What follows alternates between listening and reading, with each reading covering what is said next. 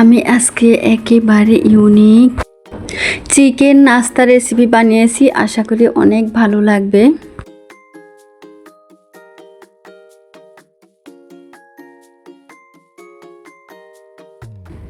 আসসালামু আলাইকুম এভরিওয়ান, আহার ফুড ব্লগে আপনাদেরকে স্বাগতম।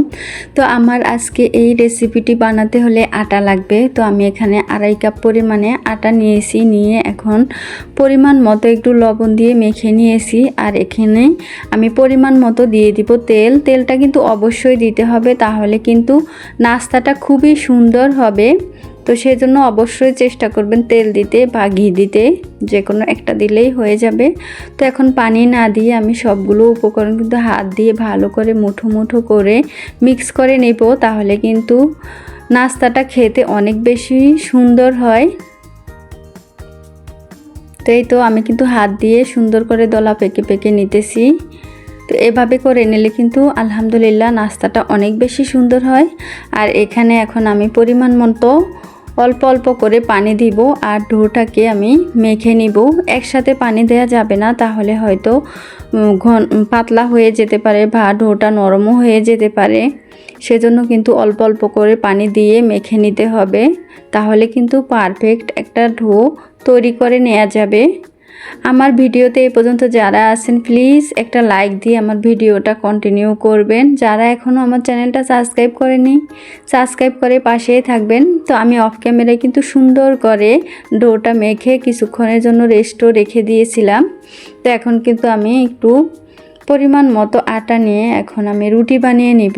রুটিটা কিন্তু একেবারে পাতলা করে বানাতে হবে, তাহলে কিন্তু নাস্তাটা খেতে অনেক ভালো লাগবে। তো আমি কিন্তু আপনাদেরকে একটা রুটি বানিয়ে দেখিয়ে দিব যে কিভাবে রুটিটা বানাতে হবে। আসলে একটা জিনিস যদি আমি দেখাই, সম্পূর্ণভাবে যদি না দেখাই, তাহলে অনেক আপুরা বলে যে আপু সুন্দরভাবে বুঝতে পারিনি। তো আমি কিন্তু একটা অফ ক্যামেরায় বানিয়েও নিয়েছি। তো আরেকটা কিন্তু এখন রুটি বানিয়ে নিব।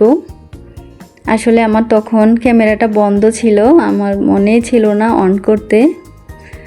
আপনারা প্লিজ ক্ষমা সুন্দর দৃষ্টিতে দেখবেন। আমি এখন আরেকটা বানিয়ে আপনাদের সাথে শেয়ার করব ইনশাল্লাহ। আশা করি আজকের এই রেসিপিটা যদি আপনারা ফলো করে বাসায় বানান, ইনশাল্লাহ সবাই অনেক বেশি পছন্দ করবে। একেবারে ইউনিক একটা নাস্তা রেসিপি, ছোট বড় সবাই অনেক পছন্দ করবে। বিকালে চায়ের আড্ডায়, সকালের নাস্তায়, বাচ্চাদের স্কুল টিফিনেও কিন্তু এই নাস্তাটা দিয়ে দিতে পারবেন, খুবই ভালো হবে। এখন বাহিরের খাবারগুলোতে যে পরিমাণে ভেজাল, তার চেয়ে কিন্তু আমরা বাসায় একটু কষ্ট করে বাচ্চাদেরকে কিন্তু আমরা একেবারে পিওর অরিজিনাল খাবারটা কিন্তু খাওয়াতে পারি। তাই তো আমি কিন্তু কথা বলতে বলতে রুটিটাকে বেলে নিয়েছি। একেবারে দেখুন, একেবারে কিন্তু পাতলা করে বেলেছি। তো এখন কিন্তু আমি এখানে কিন্তু চিকেন আর বাঁধাকপি, পরিমাণ মতো পেঁয়াজ দিয়ে একটা আমার সিক্রেট মশলা আছে, সেটা দিয়ে একটা পুর বানিয়ে নিয়েছি। আসলে আমি সব কিছু দেখাতে গেলে দেখা যাবে ভিডিওটা অনেক বড় হয়ে যাবে, আপনাদের কাছেও ভালো লাগবে না। সেজন্য আমি আজকে আর দেখালাম না। তো আমি কিন্তু চারপাশে একটু পানি লাগিয়ে দিয়েছি, দিয়ে কিন্তু এই যে দুই পাশ থেকে এরকম করে হাত দিয়ে চেপে চেপে দিব, দিয়ে সুন্দর করে দুই মাথাটাকে আবার একটু চিকন করে চেপে লাগিয়ে দিব। একটু পানি লাগিয়ে দিবেন, তাহলে কিন্তু আর ছুটে যাওয়ার সম্ভাবনা থাকবে না। তো লাগিয়ে কিন্তু হাত দিয়ে একটু চেপে দিতে হবে জাস্ট। আর এখানে কিন্তু একটুখানি পানি লাগিয়ে দুই পাশ থেকে ভাঁজ করে দিয়েছি। দেখুন এই যে একটা ডাবল ভাঁজ করে দিয়েছি। এখন কিন্তু সুন্দর একটা নাস্তা হয়ে গেছে। তো আমি কিন্তু একইভাবে সবগুলো নাস্তা এভাবে কিন্তু বানিয়ে নেব। তো রুটিটাকেও কিন্তু আমি বেলে নিয়েছি অফ ক্যামেরায়, আর একটু বেলে নিতেছি যাতে পাতলা হয়। রুটিটা যত পাতলা হবে নাস্তাটা কিন্তু তত বেশি সুন্দর হবে। আমি কিন্তু বারবারই বলে দিচ্ছি, আপনাদের বোঝার সুবিধার্থে আমি আরও একটা নাস্তা বানিয়ে দেখাচ্ছি, যাতে আপনাদের কোনো রকমই কোনো সমস্যা না হয় বানাতে গিয়ে, যাতে ভালো করে বুঝে বানাতে পারেন। আসলে এই নাস্তাটা কিন্তু খেতে অনেক বেশি মজা হয়। ঝাল ঝাল নাস্তা কিন্তু আসলে আমরা সবাই পছন্দ করি। তো অবশ্যই কিন্তু চারপাশ দিয়ে একটু পানি লাগিয়ে দিবেন, তাহলে কিন্তু সুন্দরভাবে লেগে যাবে আর ছুটে যাওয়ার কোনো চান্স থাকবে না। এই যে প্রথমে কিন্তু আমি একটা ভাঁজ দিয়েছি, পরে আরেকটা ভাঁজ দিয়ে নিয়েছি। তো এখন কিন্তু আমি চিকন করে সাইড দিয়ে একটু মুখটাকে সিল করে দিতেছি। দেখে কিন্তু আপনারা বুঝতে পারছেন কিভাবে বানাচ্ছি। তো এই তো আমার কিন্তু দুই পাশে চিল করা হয়ে গেছে। এখন কিন্তু আমি মাঝখানে একটু একটা ভাঁজ করে দিয়ে দিলাম। তো এখন কিন্তু হাত দিয়ে একটু চেপে চেপে দিব, দিয়ে কিন্তু হয়ে গেল আমার আরেকটা নাস্তা। মাশাল্লাহ দেখুন। তো আমি এখন সুন্দর দেখানোর জন্য একটু ডিজাইন করে দিচ্ছি সাইড দিয়ে, যাতে করে দেখতে একটু ভালো লাগে। সেজন্য আপনারা চাইলে স্কিপও করতে পারেন, সমস্যা নেই। দেখুন মাশাল্লাহ কতটা সুন্দর লাগছে এখন। তো আমি কিন্তু সবগুলো নাস্তা একইভাবে কিন্তু বানিয়ে নিয়েছি। এখন কিন্তু আমি চলে যাব কিচেনে, আর একটা ফ্রাই প্যান বসিয়ে আগে তেলটা কিন্তু গরম করে নিয়েছি। তেলটা মিডিয়াম হিটে গরম করে নিতে হবে, তাহলে কিন্তু নাস্তাগুলো খুব সুন্দর হবে। তো আমি কিন্তু এখন এই যে তেলের ভিতরে কিন্তু সুন্দর করে ভেজে নিব। মিডিয়াম হিটে ভাজলে কিন্তু খুবই সুন্দর হয়। তো বেশি তাড়াহুড়া করা যাবে না ভাজার সময় কিন্তু। তো এখন কিন্তু আমি একটু নেড়ে চেড়ে দিব, নেড়ে চেড়ে বারবার সুন্দর করে উল্টে পাল্টে ভেজে নিব। এভাবে ভাজলে কিন্তু চারপাশ থেকে সুন্দরভাবে ভাজা হবে, আর খেতেও কিন্তু অনেক ভালো লাগবে। আমার আজকে এই রেসিপিটা কেমন হয়েছে কমেন্ট বক্সে অবশ্যই জানিয়ে যাবেন। আলহামদুলিল্লাহ অনেক আপুরা অনেক ভাইয়ারা কিন্তু অনেক সুন্দর সুন্দর কমেন্ট করেন। কমেন্টগুলো পড়লে কাজ করতে কিন্তু আরও উৎসাহ বেড়ে যায়। তো এভাবে সবাই পাশে থাকবেন, আমরা আসলে সবাই সবার পাশে থাকবো।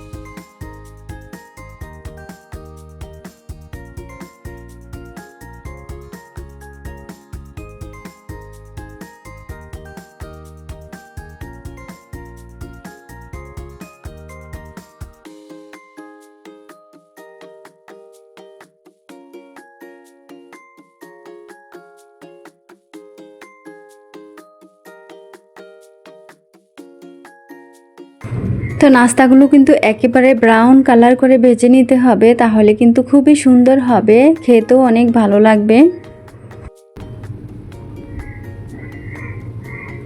তো দেখতেই পাচ্ছেন কালারটা কিন্তু অনেক চেঞ্জ হয়ে গেছে, একেবারে ব্রাউন কালার এসে গেছে। তো এখন কিন্তু আমি তুলে নেব একটা একটা করে, ভালো করে কিন্তু তেলটা ঝরিয়ে নিতে হবে। তো দেখুন মাশাল্লাহ কতটা সুন্দর হয়েছে। তো বাসায় থাকা কিছু উপকরণ দিয়ে কিন্তু আমরা চাইলে এরকম বিকালের ঝটপট নাস্তা কিন্তু বানিয়ে নিতে পারি।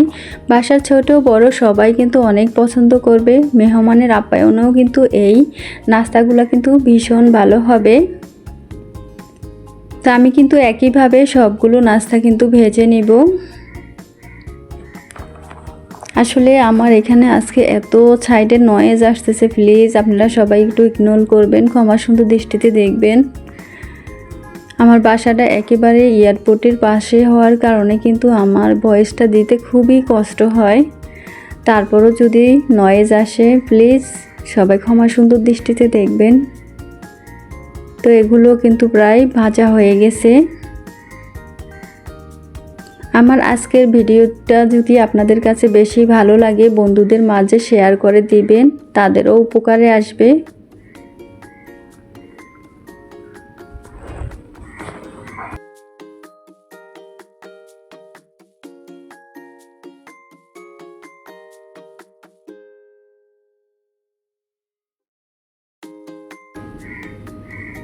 তা আমি কিন্তু এখন এগুলো তুলে নেব।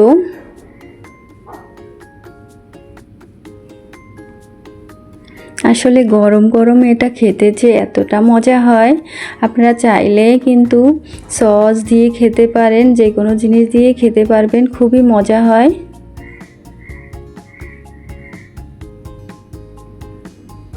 আমার কাছে তো টমেটো সস দিয়ে ভীষণ মজা লাগে। তো আলহামদুলিল্লাহ আমার কিন্তু এই তো নাস্তাগুলো সব ভাজা হয়ে গেছে। এখন একটু আপনাদেরকে সার্ভ করে দেখাচ্ছি কতটা সুন্দর আর লোভনীয় হয়েছে। মাশাআল্লাহ, আলহামদুলিল্লাহ, দেখতে যতটা সুন্দর হয়েছিল, খেতে কিন্তু তার চেয়ে বেশি মজা হয়েছিল।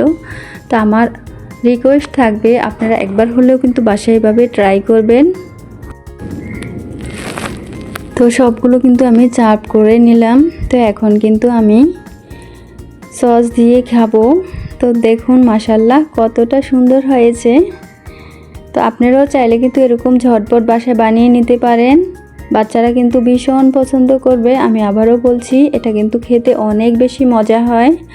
আপুরা আপনারা অবশ্যই একবার হলেও বাসায় বানাবেন। আমার বাচ্চারা তো আলহামদুলিল্লাহ অনেক বেশি পছন্দ করেছিল। এটা কিন্তু গরম গরম খেতে মাশাআল্লাহ অনেক বেশি মজা হয়, খেতে অনেকটা ঝাল ঝাল, আর পুরো ভিতরে কিন্তু পুর দিয়ে ভরা। একটু পুরটা বেশি দিলে কিন্তু খেতে বেশি ভালো লাগে। তো চেষ্টা করবেন পুরটা কিন্তু অবশ্যই একটু বেশি করে দিতে। প্রতিটা ভাজে ভাজে কিন্তু পুরটা আছে, দেখিয়ে দিচ্ছি ভালো করে আপনাদেরকে।